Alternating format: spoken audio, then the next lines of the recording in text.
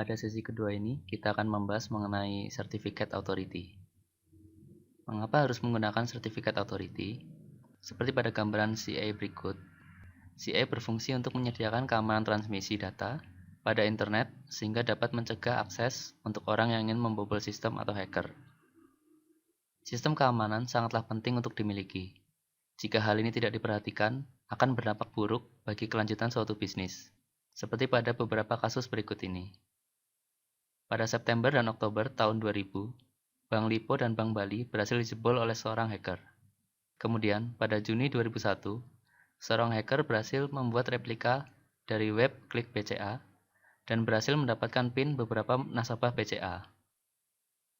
Dan pada 20 April 2004, situs dan jaringan komputer milik KPU Pusat dijebol dan informasi yang ada di dalamnya diganti.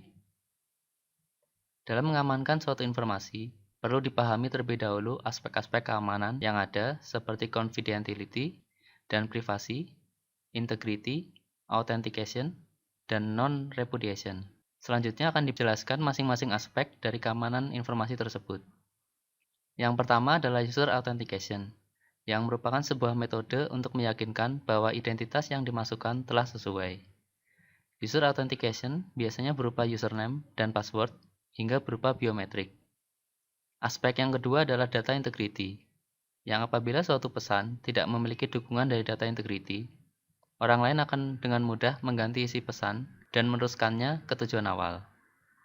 Aspek ketiga adalah non-repudiation, yang melindungi komunikasi terhadap penolakan salah satu pihak yang seharusnya terlibat dalam komunikasi. Aspek keamanan informasi yang keempat adalah confidentiality dan privasi, yang apabila suatu pesan berhasil didapatkan oleh pihak ketiga ini tak akan bisa membuka konten dalam pesan tersebut. Dalam meningkatkan jaminan keamanan informasi, keempat aspek ini diimplementasikan dalam sebuah metode yang dinamakan kriptografi. Metode kriptografi pertama kali digunakan sebagai pengaman komunikasi antara Julius Caesar dan anak buahnya. Metode yang digunakan adalah dengan menggeser setiap huruf yang digunakan berdasarkan pada pola tertentu. Seperti pada contoh berikut, di mana huruf B digeser dan digantikan dengan huruf E, dan seterusnya. Pesan rahasia ini dapat dipecahkan dengan dua hal, yaitu dengan mengetahui pola huruf yang digunakan dan dengan melakukan brute force attack. Mesin Enigma adalah sebuah mesin penyandi yang digunakan untuk mengenkripsi dan mendeskripsikan pesan rahasia. Mesin ini dipatenkan oleh Arthur Cerberus, yang adalah seorang insinyur asal Jerman, yang kemudian digunakan oleh tentara Nazi sebelum dan selama Perang Dunia Kedua.